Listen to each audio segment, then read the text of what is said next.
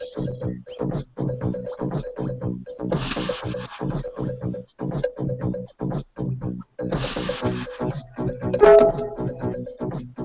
mute your Hangouts.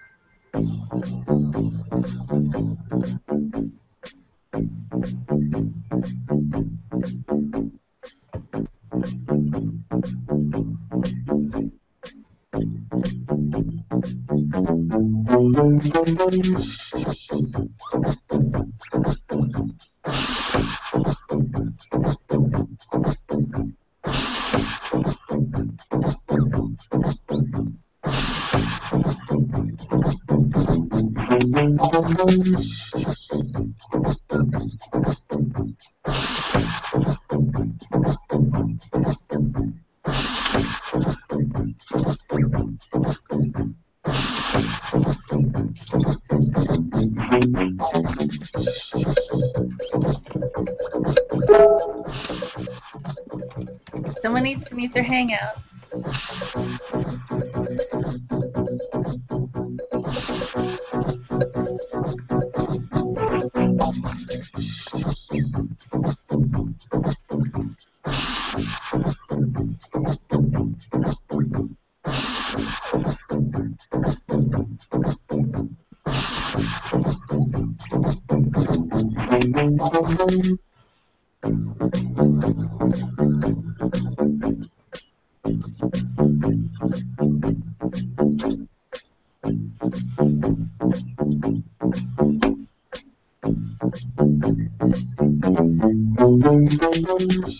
All right, good evening, agents. I'm your host for Behind the Scanner, and welcome to episode number 4 of our weekly Thursday night broadcast. Today's date is May 15th, 2014, and it's currently 9 p.m. Eastern Daylight Time. And like usual, we've enabled the Q&A tool for this Hangout. So if you have a specific question for one of our guests, please submit it, and if you could be helpful to us, make sure to tag the person before the question by writing at the person's name at the start of your question, and we can tell who that's for, and yeah, we'd really appreciate it. Our producer, Andrew, will be checking your submissions, and we'll ask 1 or 2 questions live during each interview. And as a reminder for the week, we'll be giving away some more past capsules and other passcodes to the persons with one of the best submitted questions for each guest. And we also have a Google form that you can use to submit recommendations for our for future guests. And that link is http://bit.ly/BTS for Behind the Scanner _guest. All right, so my 2 co-hosts from last week decided that they had as much fun as before, and they're coming back. So I'm happy to have them here. And first up is a gentleman who brings the in Ingress, Jorge Pedrero. Release the Kraken! And he's also... Yes, he has been released. He's also known as Triskel in the game, and he's part of the Mexican Resistance community. And welcome, Jorge. Thank you, Daphne. Welcome to the 4th episode. I'm a little bit nervous. It's really great to be here again, and hope you enjoy this show as much as we do. Absolutely. All right, and our second co-host for tonight is Andrew Krug, also known as Red Solo Cup. I love you, Red Solo Cup. Yes, we do. And he's the writer of essays and co-founder of the Washington, D.C. metro area Enlightened community. And welcome, Andrew. Thank you, Daphne. I appreciate it. week 4, can you believe it? This is the 4th time. Growing. Yeah. Yes. I mean, Yeah. we got a guy from China on tonight. China, Hong Kong. That's amazing. So, glad to be here. Norway. Yes. All right, so who's our first guest tonight? Our first guest comes from a country known for fjords, not the car, Fords, and Vikings. His Ingress spirit is certainly reminiscent of the legendary Norseman, though. Everyone, please welcome Ken Long, a.k.a. Subverts, to the show. Hey, there he is. Hey. Welcome, Ken. Thanks, everybody. Good to be here. So what time is it there right now? Because I don't see a coffee cup, but I think you're in your bed. Yeah, I had to choose the bed tonight because someone fell asleep on the sofa in the room where I had a nice desk set up. Well, we really appreciate you joining us. I know it's early where you are. Yeah, but thank you. 3 o'clock in the morning. It's okay. It's just Ingress. Yeah. Your case of Red Bull will be coming. So, Okay. actually, speaking of Norway, let's just kind of jump right into this. I've known you for a while, and I know that you're an American, but you're living over there in Norway. How did your journey in life take you from the U.S. to the Kingdom of Norway? Oh, boy. The old life journey. I was in the U.S. Navy working on nuclear submarines based out of Groton, Connecticut, and on one of our 6-month deployments, we had several port visits in the North Atlantic, one of which was in Bergen, Norway. And this is where I met my wife. So love. It's a love story, huh? Oh, isn't it always a girl? That's really cool. So, so then is it true that you are a nuclear tech electrician? Yes. I currently don't work on nuclear stuff because Norway doesn't have any nuclear power, but I am trained in the art of nuclear engineering. Yeah. Fascinating. It's a bit scary, actually. Yeah. We fear what we don't understand. A lot of people are scared of nuclear power because they don't know a lot about it, and obviously it works. It's working all over the world, and all it takes is 1 or 2 scary cases or accidents to get everyone in a fuss. I'm more scared of your engineering ability, and we'll actually touch on that in a little bit. But what you're able to do. So. So it is more of. Oh, sorry, I didn't mean to interrupt. But yeah, so it is actually really interesting Europe's relationship with nuclear energy, and I've been reading about how it's actually much cleaner than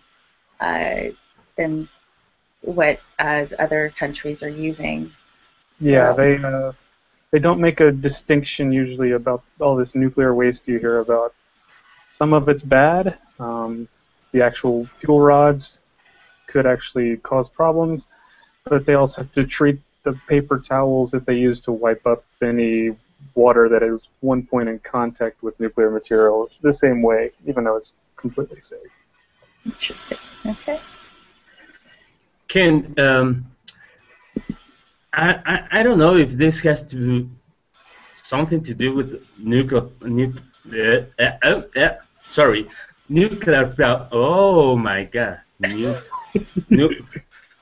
Well, you know what I'm trying to say. Yeah, that.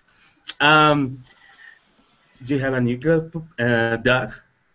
Because you post a lot of on G Plus about your dog. Does the name of your dog has some significance? Oh yeah, Lego. Lego has nothing to do with nuclear power. He is our little Bichon Frise puppy, little white fuzzball full of energy. And we were trying to come up with a name for him, and my wife just came up with ideas, and they kept going back towards small, furry hobbit people. And so she was on the Lord of the Rings kick. And,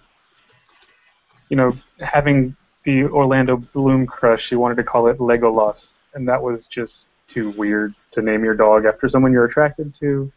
So it got shortened down to Lego. But Lego is good because it fits in. You know the internet meme going around about the most painful thing you can experience in the world is stepping on a Lego. And this little dog wants to get under your feet all the time. So you don't want to step on Lego. As No, a father that's with 2 kids, I painful. can tell you that is really painful. You don't wish that on your worst enemies. No. Yeah, no, I've done that. All right, so a little bit about Ingress. Your mobile, your work, and home command centers for Ingress. I mean, they're pretty impressive. And are you afraid of radiation from the amount of technology you use? And what's the craziest piece of gear you've used for Ingress-related play? Ooh, a multi-part question. Yeah. Well, I don't roll in full command center all the time. Sometimes I like to play it casual and go with just the scanner. But sometimes the ops call for it. I'm not scared of the radiation from all the equipment. Uh, again, that's a case of fearing what we don't understand. The electromagnetic radiation given off by your cell phones. If they were really deadly, I think we wouldn't be around because electromagnetic radiation has existed since the universe existed, and we're all still here. I can tell you that I keep my phone in my front pocket, and only one of my children has 3 eyes. So, Well, yeah. The sun gives off more radiation every minute than your cell phone or our electronics ever will. So, scanner-related injuries, I'd like to hear about that if there are any. I feel like we keep talking talking about nuclear and radiation, all that sort of stuff. Let's get into something else. You're pretty creative. I've been following you for a while. We're in a whole bunch of the same hangouts. It's the first time I've actually seen you face to face in person, though, as it were, I guess. I'm a big fan of NFC and automating simple tasks, and I know that back on G+, you created some sort of NFC ring for unlocking your phone. I've got a multi-part question for you. Have you done any other recent NFC projects? But also, going back to a question Daphne asked in terms of the craziest piece of gear that you've created, can you talk also a little about, I saw a video of you at some point, like, using this, like, Iron Man interface to Ingress or something? You were just, like, kind of going like this, and it was doing something at one point? Yeah, that's the Leap motion controller. It's a relatively new piece of kit they've come out with in the past few years that uses cameras to track your hand motions. It's not too different from Microsoft Kinect, just on a smaller scale, so it's just right in front of your computer in this zone right here. And it lets you control mouse cursors and things. Until they open up the API for Ingress, I couldn't do very much more than you could do with a mouse, so limited application, but it was still pretty cool. Craziest piece of gear used for Ingress. Or just That one. Just NFC projects in general, like what NFC you've project. done. Yeah, the basic things with NFC is you scan a card and it lets you perform different options with your phone or NFC device. Good for changing settings like turning on and off your GPS or Bluetooth, and you can do some really neat automations. Unfortunately, we can't do scanner hacks and stuff like that, but I could launch my voice comms by bumping the phone against the card in my wallet, or start the scanner with a different card. So I've got a whole stack of NFC cards I can play around with, and sometimes it's easier than trying to find the settings menu on the phone over and over. Okay, so for some of us who are not technically inclined, what the heck does NFC stand for? Near Field Communications. It's a radio frequency identification technology that's built into basically a credit card. There's a reader inside most of the modern cell phones that reads the information on the card the card itself stays powered down and only gets its energy from the radiation put off by the phone. Okay. It sends a signal back and tells the phone what to do. It's those tap-to-pay things you see at like 7-Eleven or even at like gas pumps and all that. You can sort of just use your phone and it's hooked up to Google Wallet. You can pay right then and there. Wow. That's You can also use it for a whole bunch of other features besides paying, like what Kent did. Yeah. They make a fancy NFC ring you can buy that was a lot better than mine, but mine was free because a lot of my NFC are found with transportation and bus cards found on the ground. Just pick it up and reuse it for something completely different. Did you actually buy one of those rings? Did you get one? No, I don't think. I was wondering how well they turned out. interesting. Well, I'm curious and sorry for changing subjects, but what is Lighthouse? Lighthouse. Secrets.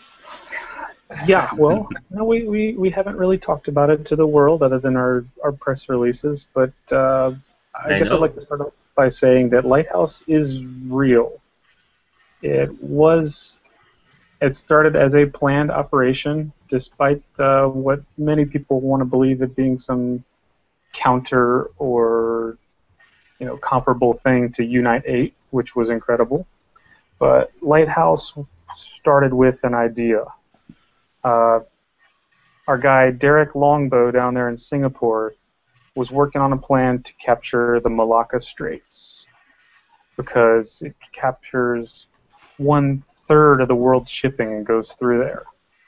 Like 1/3 of everything that we have as humanity goes through one choke point there. And he asked me for some help in setting up the ops because he's seen some things I've done before. And it got me thinking, choke points. What is the effect of traveling through a control field? Yeah, everyone wants a green or a blue field over their house while they sleep at night. That's great, but people move around. If you're free to walk in and out of a control field, does it continue to affect you? So we decided what other strategic checkpoints can we put fields over? And we looked at shipping lanes, and we looked at airports and major railways, and we just started adding all these targets, and it got everybody in the faction involved. It was a lot of fun to set up. It was a nightmare at sometimes, but it was all about what is the purpose of what we're doing and linking for content and making it matter instead of just building the normal old control field. The other thing about Lighthouse is it's not done yet. There is more to come. Oh no. Yes. Done. And if you care close enough, there's clues of what the next operations will be. Ooh. Secret. Write it down. That. Jorge will be back in about 15 minutes. He's going to go scour the internet in your G Plus profile. So. I'm doing it right now. I can't take all the credit for Lighthouse. It's not just me. It's a pretty dedicated group of individuals that share the idea that once you've seen the power of exotic matter benefits and enlightenment, that no blue field's going to take that away from you. Interesting theory. Yeah. Well, in the same vein of Lighthouse, you have been involved in a large number of other operations. Is your role typically the same for each one? Do you have like a specialty and knack? I just tend to be the guy that knows the guy that's needed at the time. Like when this first started off, Ingress month 1, and everyone was trying to figure out where everything is and the best way to organize ourselves. The little group that I would start as for my city would grow into covering our whole region, and that eventually grew into the group that covered all of Norway. Uh, I was just the guy in the area who knew who to talk to. And so for most of my roles in big field planning, I'm running operations behind the scenes, occasionally moving some keys around, but I'm never the one that takes the long shot that makes big, glorious million mine units, whatever. I think my biggest field is like 100,000 or something. Pretty unimpressive compared to some of the ones that I've arranged to be created. So you are the mastermind. Yeah, but I encourage every new agent to plan at least one op. That's I also try to write a lot of the sit reps and show them the format that was originally requested by Niantic, and try to keep it short and fun and lots of pictures. Speaking of enabling others, are you willing to take a question or two from our viewers? Yeah. All right. We've got one from Sherry Pui, who wants to know what your most adventurous thing that you've done during while ingressing has been. What's the most adventurous thing you've done while ingressing, I guess? Oh, okay. Well, I guess being in Norway, we happen to have a few portals that are called cairns, or they're stacks of rocks turned into a monument at the top of the mountain. And occasionally you'll be on Easter vacation, your wife doesn't even know that you play Ingress, and you have to sneak off and run up a snowy mountain to knock down some resistance links to enable an operation somewhere else. And I'll get back and keep it under wraps. If there was a badge for getting to the highest level without your significant other knowing anything about what you do, I think I'd be the first one to get that. So how aware is she now? How aware is your wife or your significant other? How aware? She has no clue how much I dedicate to this. Nice. So I actually... Go ahead, I'm sorry. Yeah, other adventures would just be the travel that I get to do for work, and Ingress just being such a social thing. We've all said you have a friend in every city in the world now. Well, I go to my hosts over there in Aberdeen, and those guys are great in Scotland. As soon as I hit the beach, they'll take me to their house, meet the family, meet the wife and kids. They'll feed me dinner, take me out to taste Scotch whiskey, and drive you to their portals. And it's an incredible feeling knowing that as soon as you hit the airport, there's people. You could call out on the scanner and say, "Hey, someone come get me." Google's or Niantic's made this.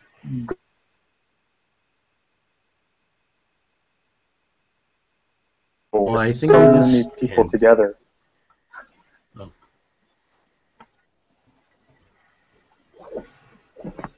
It paused for just a moment, but Me? Okay. yeah, you back. Yeah, we lost you for a moment. Yeah, but well, it's okay. I think we got it. And I was thinking while you were talking about this. Do you have a special or favorite portal there that is like your baby? Oh, I don't claim ownership over any, but we do have some special ones here in town. If you get a chance to ever look it up, there's one called Auto 23, made by a sculptor called Tord Breivik. That's just this really tall obelisk tower of chrome with like bubbles and waves and stuff that looks really cool. But we have one weird portal that's on an island in a lake. It's a giant white ceramic rabbit that has no explanation. And then within the Bergen Enlightened, we have jokes about some of the names of the portals. But favorites, I just try to go around to as many as possible. You know, gotta catch them all. So Kent, is this the Auto 23 that I'm looking at right now? Yes. Jorge, can you share my screen? I guess You are. There you You go. are. That looks like an exotic matter portal to me. It does. It really does. It's like almost a Mercury statue. Pretty Yeah, cool. they light it up with red or blue at night. It looks pretty. Yeah. Pretty cool. Interesting. All right. Well, finally, a question we like to ask all our guests, given the social nature of Ingress. Has it taught you anything about yourself that you didn't know before? Yeah. I mean, I guess I didn't know that I could reach out to so many people and that they'd be so willing to take me in, just given that common goal. But I found that I like watching other people succeed. You know, just giving them that little push and direction. You know, they had the intent, they had the idea, and just helping them make their ops reality is a lot of fun. I've, you know, in my adopted city of Bergen, I don't think I ever would have fit in or made friends with the locals outside of work or family without Ingress. Yeah. Okay.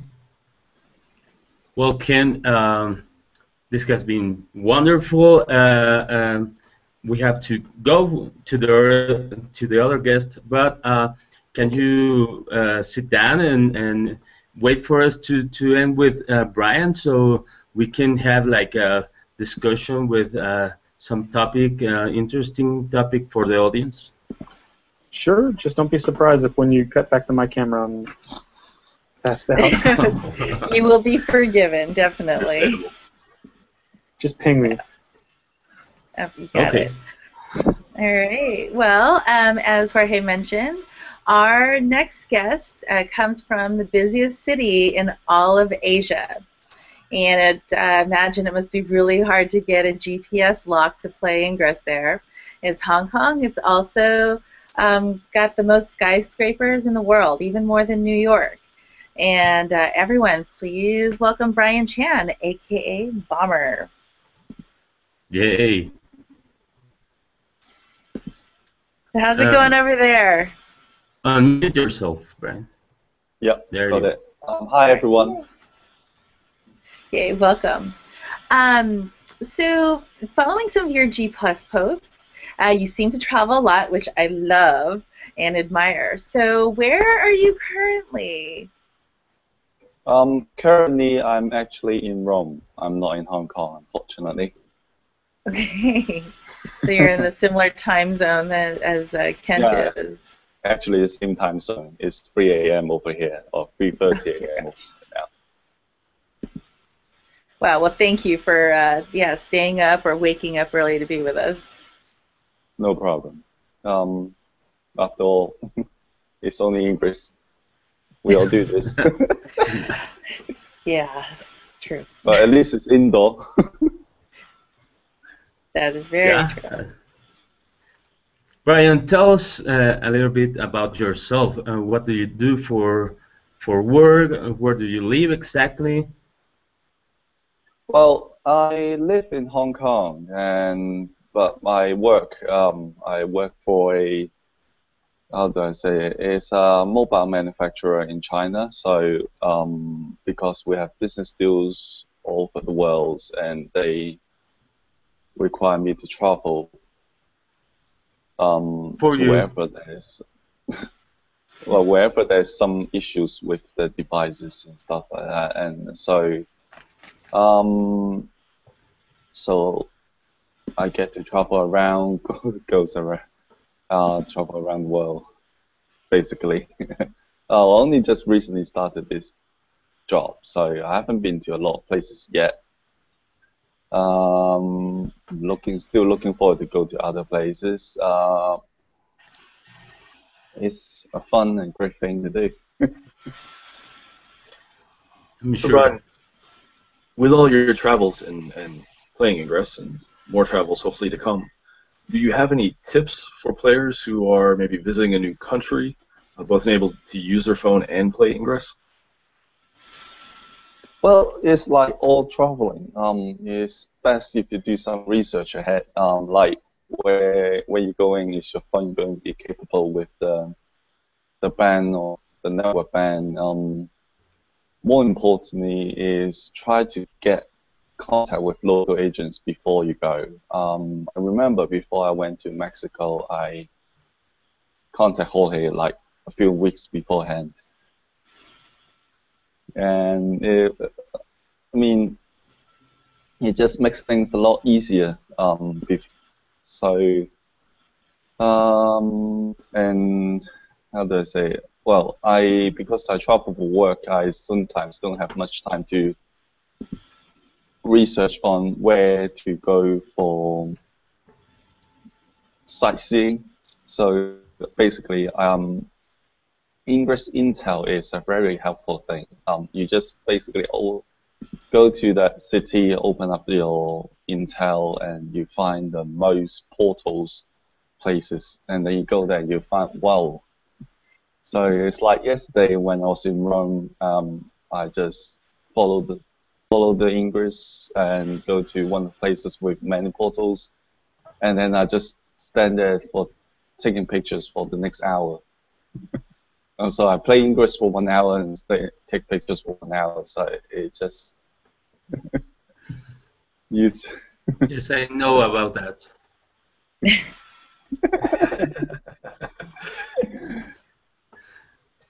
Brian, can you tell us, for those who don't know so much about the difference between China and Hong Kong, which are those differences?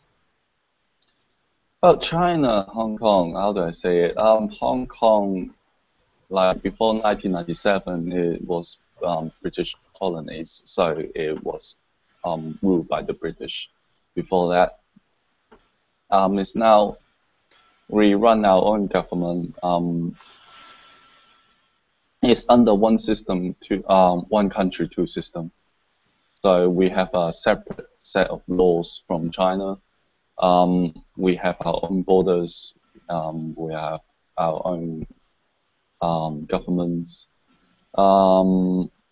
China do take part and do have influence in Hong Kong, but they cannot change our laws directly. So I don't know whether you noticed or not. China is actually have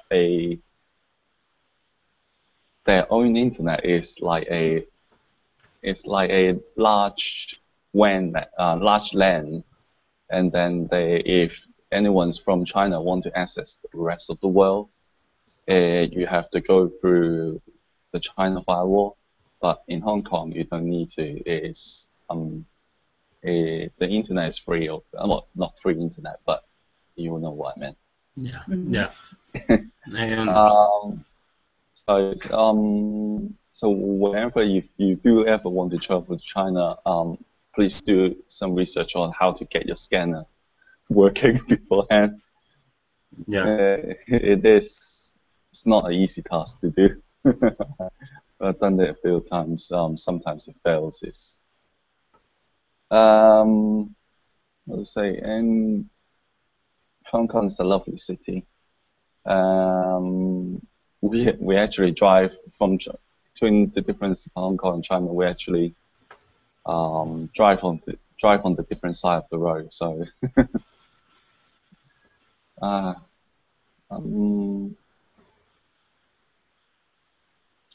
Well, That's do you want to go with the question, Daphne? I do, actually. I'm sorry. I'm, of course, biting at the seams because of your travel so much. Very curious to know, what's your UPV? my UPV at the moment is about 6. No, hang on a minute. I need to check. It's about 5,200, I think. I'm sure I hit the 5,100 line this morning. So Wow. I'm not sure whether I hit the 5,200 yet, but it should be soon. Daphne, how many do you have? Very Oh well, then you are close to Daphne. Yeah. She was sizing you up. She really didn't want to know for the sake of anybody watching. She just wanted to know for herself. Yeah, sure. Curious, just curious. That was a personal question. We've initiated 2 more platinum explorers. One I was specifically having a bet with. He just hit his platinum today, so I'm very yes, it's on my mind. We want to welcome more into our community. Yes. Well, to be honest, I'm not the most UPV person in Hong Kong, and some of my Wow. teammates already hit 7,000. Yeah. Wow. It's a lot. It is a lot. Even in dense cities, it's still a lot. So Well, it's that only is around- 6,000, and I thought that was a great accomplishment. Yeah, they're still close to you, Daphne. Yep. Yeah. Absolutely. So, Brian, are you up for taking a couple of questions from our viewers? Yeah, sure, no problem. Okay. We've got one from Wyman Wong. You may or may not know the person by the way that they phrase the question, but they want to know, can you share more about playing Ingress in Hong Kong? And specifically, are there, hold on a second, the funniest things that occurred while doing an operation? Well, sure. Hong Kong, well, I don't know whether some of people notice, it's actually the Hong Kong city, how do I put it that way? Enlightened was the dominant when I first started in Hong Kong. It is part of the reason why I joined the Resistance, because we were the underdogs, and who doesn't love the story of underdogs? And then as we slowly work our way through, we turn the tide, and now we are, I think, there's 1,600 left weight concurrent portals standing right now, or more. I lost count because it's just too many. So it is fun, and then because of the way that we were underdog, and it really how to say put us together a lot.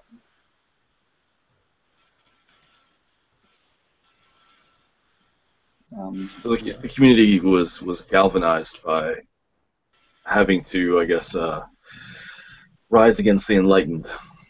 Yeah. Sorry, and some funny thing about how do I say? We have a lot of fun playing with all the players.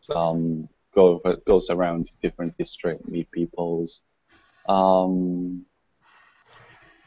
But something that I do remember a lot is one of the operations that was running the Unite 8 while we were doing Unite 8 in Hong Kong. Back then we don't have as much level 8 portals standing right as now, but we tried to do a flash. It's more like a flash 8, what we call it in Hong Kong. So within 1 hour we built 1,000 level 8 portals in all the districts within Hong Kong. So I got a 7 people carrier, and then we squeezed 8 people into it. But it wasn't late at night. It's like 1 p.m. 1 a.m. So it was alright. I wasn't stopped by any police and stuff. And then we were running around in a group and driving, speeding on the way on like 7 people carrier, 8 people in it. It was fun. Yeah, I'm sure lots of laughs with those. Brian, talking about operations. You are one of the leaders there in Hong Kong. Can you talk about Blue Pearl? Yes, Operation Blue Pearl. Actually I was the person who initiated this operation. Back then we were just about to turn the tide from Enlightened to Resistance in Hong Kong. We just slightly overtake them, and then I saw Singapore. They actually did a operation. They call it BBQ, I think. I don't know why they call it that way, but the Singapore Resistance called Creator Operation BBQ. And then they were building like 700 and something left weight portals within Singapore. So I thought to myself, well, we are a group of people. We can do that. We should be able to do something like that, and it's not that difficult. It just need a lot of manpower and people staying up overnight. So I just to the other leaders say, look, I mean, we can do this. It takes a little bit time to encourage them, to convince them to do this along with me, and then as we agree, we did a lot of meetings, and then it was carried out within 20. So the first time we did this was the large scale operation. It's the first large scale operation we did in Hong Kong. It was fun, and then within 24 hours, we built 1,351 left weight portals, and then it was actually in one of the Ingress report, if you saw it, and it was overnight, and then I was in one of the teams, played about 12 hours in a row, and then I started in one of the islands, and then it was in the islands had mountains and stuff, and then so I walked around the islands for about 3 hours. It was killing me. I bet. It was fun. How many people participate in Blue Pearl? How many people? Oh, sure, I forgot. We have about 13 teams of people. So it's about 100 plus. I forgot the numbers now. And then we have about 4 persons running intels. They take over time because some people do need to get sleep. Sure. Can imagine. So the 2 ops that you did, where you did beat your own record, what was different in your more recent op than the one previous? More recent op. The group held, it takes about 20. Sorry, the group held takes about 12 hours to do, but then the Flash 8, group held takes 12 hours to create 1,300 portals. Wow. And the Flash Blue, we did it in 1 hour, but it's already 1,000 portals standing. So there's a difference between times, but then the Blue 8, Flash 8 was actually integrated into the Unite 8. It was part of the Unite 8's operations. Okay. Yeah. You already had an anomaly there. How is to play an anomaly in such big city as Hong Kong? Well, it was. how do I say it? Because Hong Kong is such a small city, it's very easy for people to get travel around. It's a matter of getting people knowing the anomaly. Back then is not as a big thing as right now. It was still a big thing to most of us. It was Cassandra when we did in Hong Kong, and then how do I say it? Because I was glad that we had Operation Blue Pearl, the large job we had, and then we have some experience on how to run things and what sort of things we need, and then it leads to about 1 month later, the Cassandra pops up in Hong Kong, and then we have a lot of players joining. So I think we have over 250 players took part in Cassandra in Hong Kong. It was a very large-scale operation, and it's difficult to run. But yeah, we managed, and we managed to mass too. But and then it's all about the fun. How you keep people. How do you keep the people having fun while doing operations?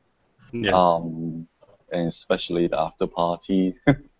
Yeah, we ourselves hold a large, well, I myself, we ourselves hold a large party afterwards. Please tell us about that after party, please. Well, it's not too much a party. It's like because the Cassandra ran through the dinner time of Hong Kong, so I took liberty of booking a restaurant and asking how many people would join us for dinner afterwards. Initially, there was only about 68, 60, 70 response. I think at the end, it turns out 90% of people turns up at the restaurant. Wow. So, Quite a bit. Wow. Yeah, it was fun. It was a lot of fun. So, given that how big your anomaly was, how many, just curiosity, how many resistance players are in Hong Kong, and what's your average age over there? How many resistance? That I really lost count. I would say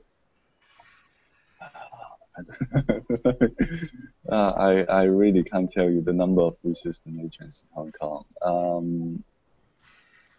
I myself have over 400 people in my circles. Whoa. That's just resistance, and then if I want to, please give me a minute so I can think I would be able to check it. Yeah, we have over 400 members in our community, so some people do not join the community, haven't joined the community yet. So I'd say over 500 resistant players. Wow. Active one, we have about 1 to 200 active players in Hong Kong. Oh, and average age? Yes, the average age. It was surprisingly, I think, quite young to compare to a lot of places I've been to. I would say the average age is about 20 plus. Okay. Yeah, a lot of teenagers on our side or on the resistance side, we recruit anyone that joined, but from what I'm seeing, we do have a lot of college kids, so some even secondary schools, some uni students. Most people just recently come out to work. Yeah, so I would think we have a younger age of groups of people. Okay. So, Brian, the one question we try to end with all guests now is, Ingress is a great game. For a lot of people, it sort of taught themselves something that they didn't know about themselves because you're just exposed to so many people and so many walks of life.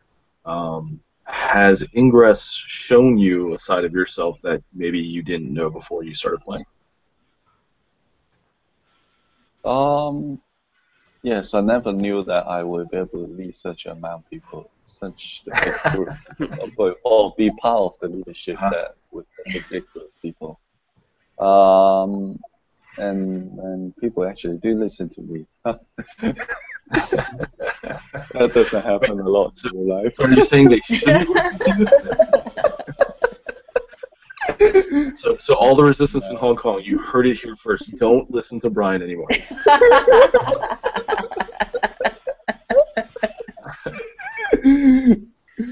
No, that's cool. Yeah, it's amazing what you find out about yourself when people start turning to you and looking to you for input and direction and all those sort of things. You may be surprised. So Yeah, I'm surprised it comes that way. Well, after talking with you, I'm not at all. It's been really great talking with you, and really appreciate you taking the time to hang out with us tonight, or I guess in your case this morning. Would you be open to sticking around for our panel discussion? Yeah, sure. Great, thanks. And let's bring Kent back if he is still awake as well.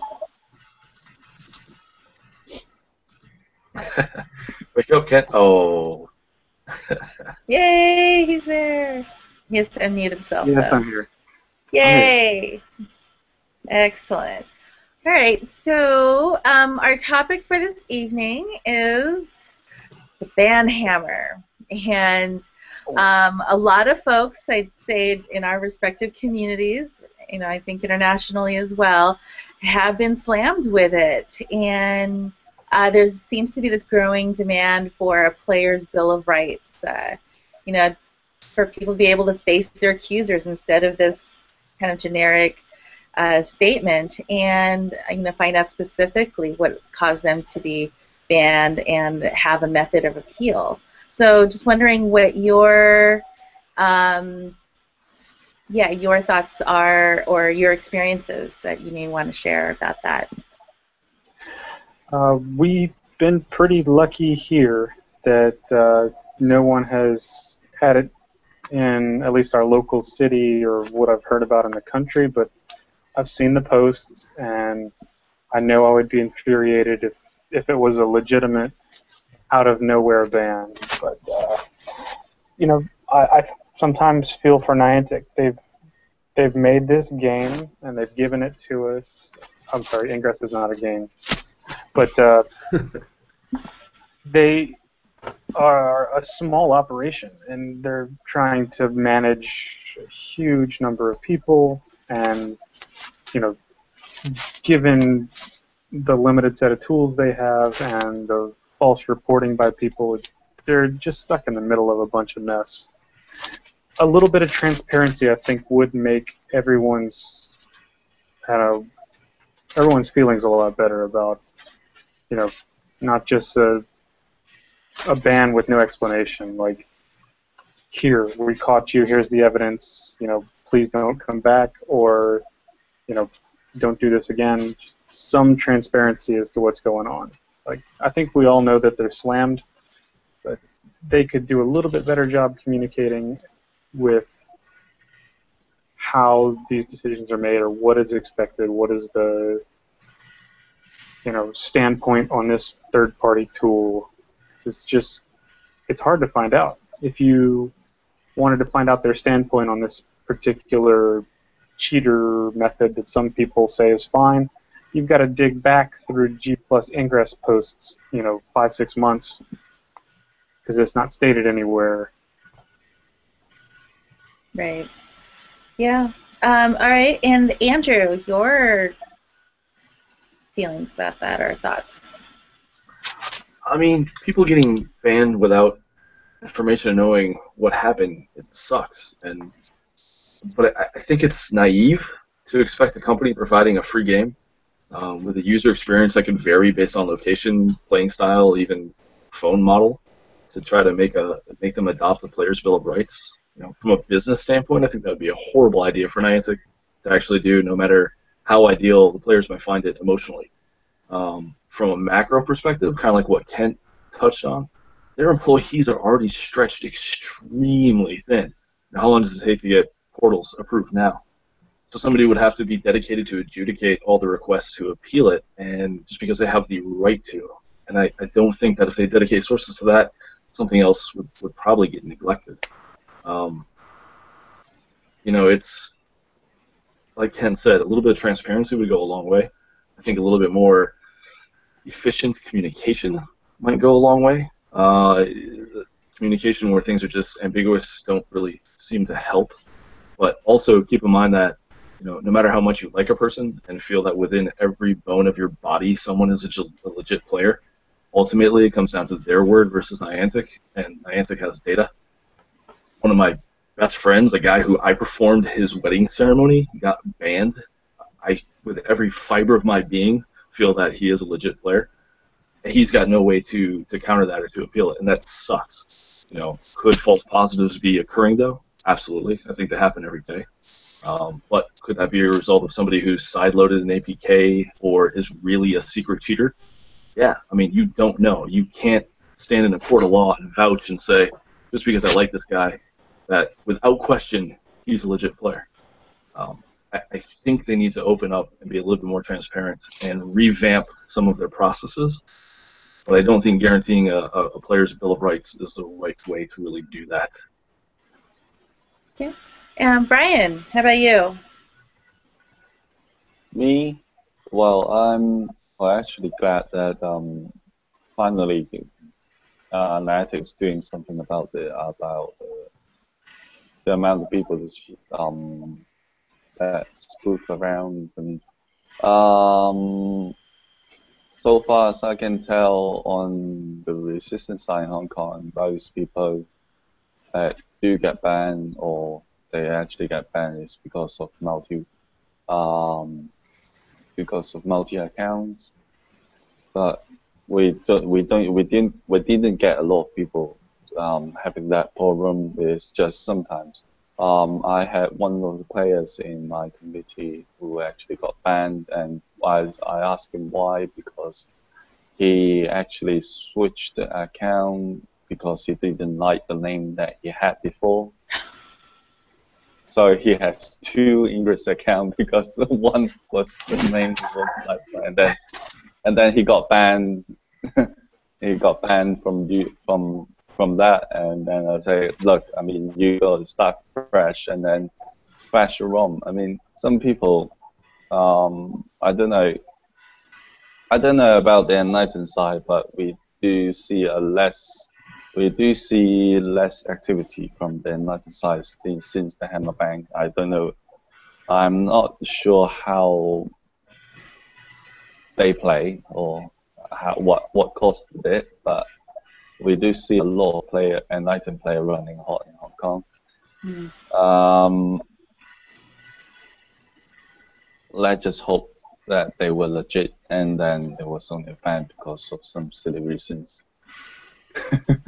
As I could think of. I mean, it's a good thing. From Niantic point of view, is like they can only rely on their data, well, what they have, showing what really happens. It's rather difficult to go one. I mean, imagine the amount of people.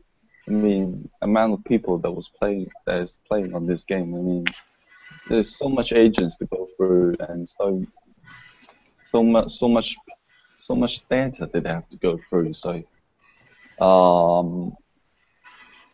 it took them a while to work out data, what sort of things they need to do before they can actually start banning people and start. If they cannot look through case by case, even without reports. I'm sure if every single city reported one person, one spoofer per day, you get thousands of reports come through there. I think it's even. I mean, it's not as much as portal submission, but they still need to go through those kind of reports. It's just they can't rely on that. It's too much work to do. I mean, from what I'm hearing, I mean, Niantic they don't have that many staff, not as many as Google, but so with the amount of work they have to go through improving the scanner, portal submissions, and then they have to do something automatically, like banning people. If I would say is just try to do everything legit. Only have one account using the official scanner, use the official intel on me. I mean, yeah, that's what I have to say. All right, thank you. How about you, Jorge? Well, I think the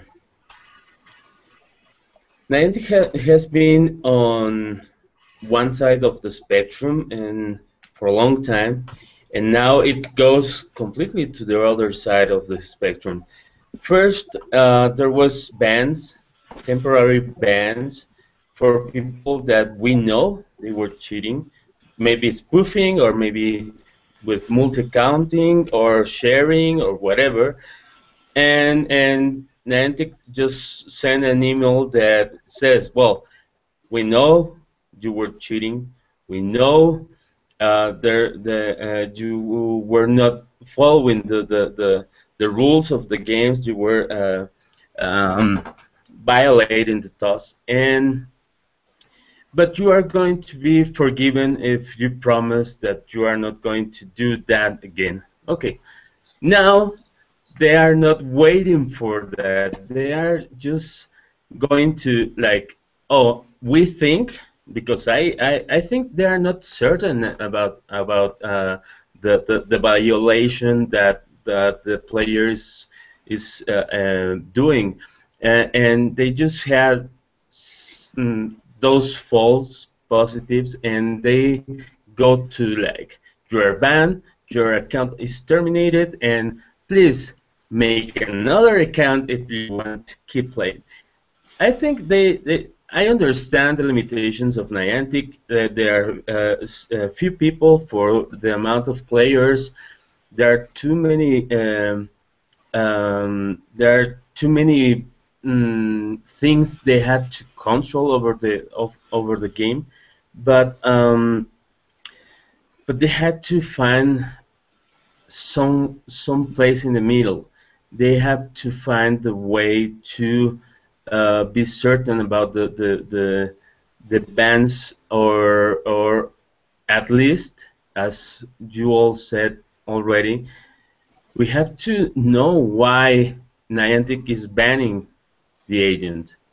It's completely fair to know why you are uh, losing your account and you are not able to play a game, at least with that account, and you are losing your stats, all your medals, and your history as a player. Yeah, no, it's tough.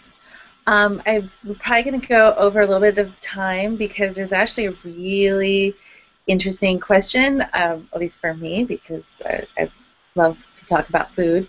But Wyman Wong had a question which I'm assuming was directed at Brian because it's Hong Kong centric, but I think it applies to us all. Usually there's an activity after an op or farm or something, not just in Hong Kong, but I think globally.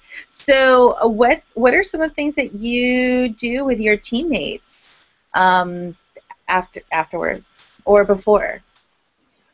I'm going to start. Well, since this was originally directed at Brian, I'll start with you. Hello. Thank you for the questions. Before, after most of the operation in Hong Kong, back in the days, we just turn up.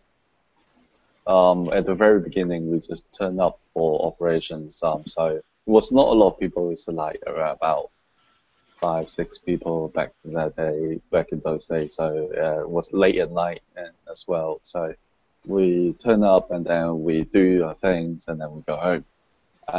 As we gradually move along, so we gather for dinner, chit chat a little bit, and then say, all right, let's go. It's about time. Yeah, we had about an hour and a half talking. So let's do some ingressing instead. So we go ingressing, and then after that we go for dessert.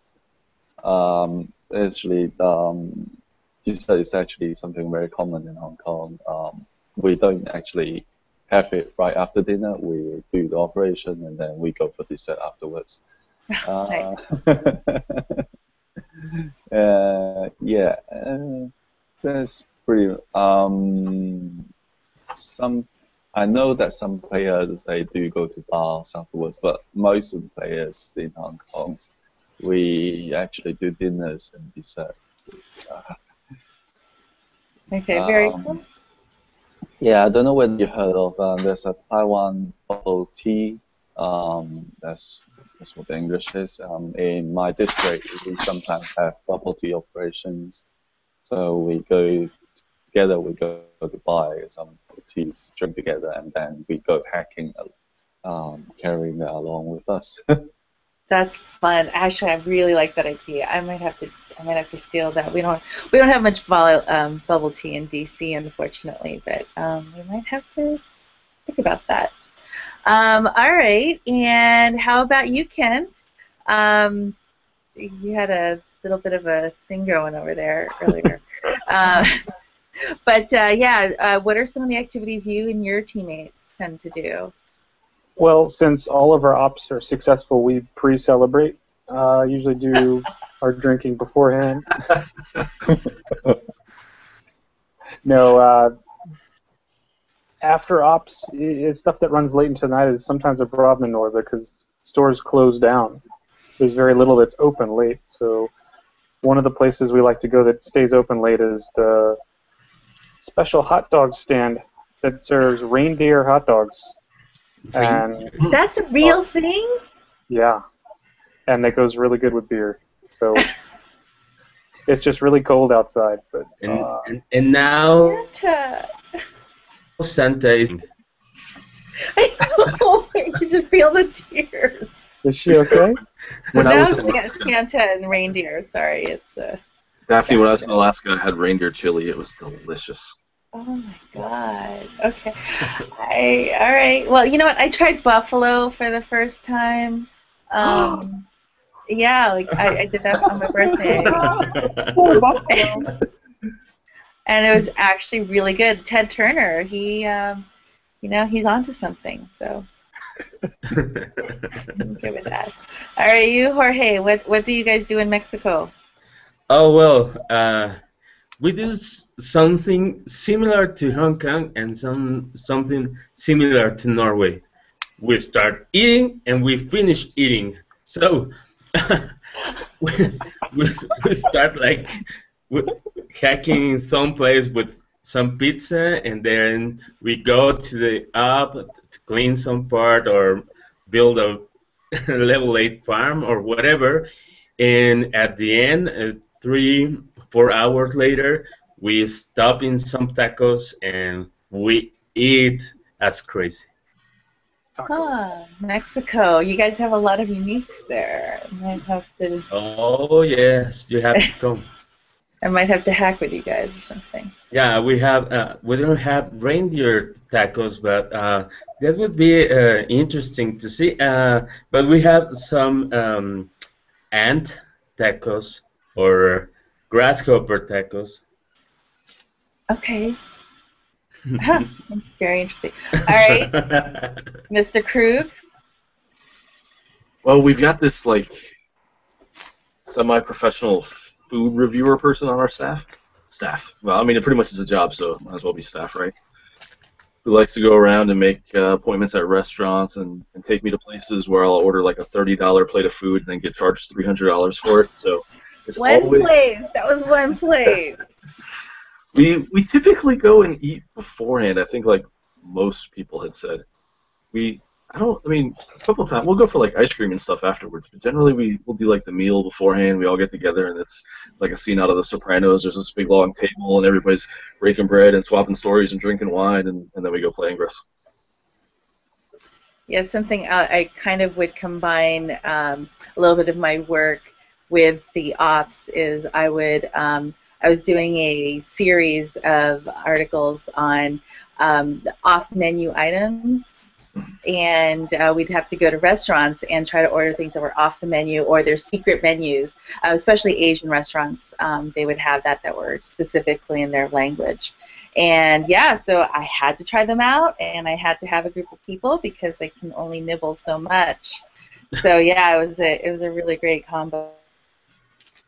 And didn't you win like a burger contest or something? What was the bonchon thing?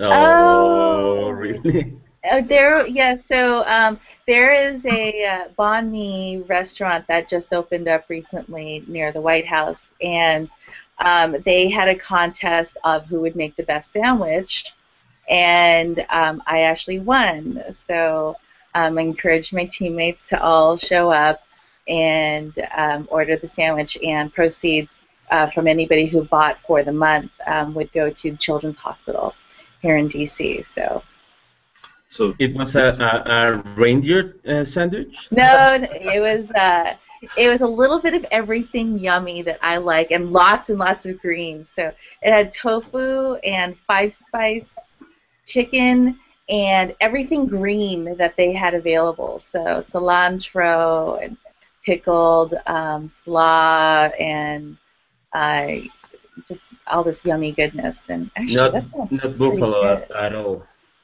No buffalo. For those of you watching, this might be a bonus question if we give out passcodes this week. Oh, yes. Yes, and actually it was called the Enlightened for the entire month. It was the Enlightened special. Oh, my God. Well, you know what? It was so good. A couple of Resistance players actually did go. So thank you, shout out, and Children's Hospital also thanks you. All right, so it's 10:10 Eastern Time, and I just want to thank everybody for tuning in to Behind the Scanner, and we'll be back next Thursday night, 9 p.m. Eastern Daylight Time. And again, if you have any guests that you think would be good to have on the show, please let us know by going to bit.ly/BTS_guests. And please also check out Kelly Colton, who was a guest last week. Check out our happy hour on Tuesdays at 9 p.m. Eastern Time. And you can find out more information about that on the Meridian Project page on Google+, or Kelly's personal page. And we'll be putting a link out for both on our YouTube details for the video. If you'd like to contact anybody, you can see our little lower thirds, our contact info. And if you're ever in Europe, go see Kent, or in Asia, Brian. And yeah, thank you guys so much for being here once again. Look forward to episode 5. Thanks, guys. Yeah, thank you guys. Thank you guys and have a good night. Yeah, need to get some sleep now. Yes. Episode 5. That means the show is safe for the season, right? Yeah, exactly. Bye, guys. Yeah, thank you guys. Thank you very much.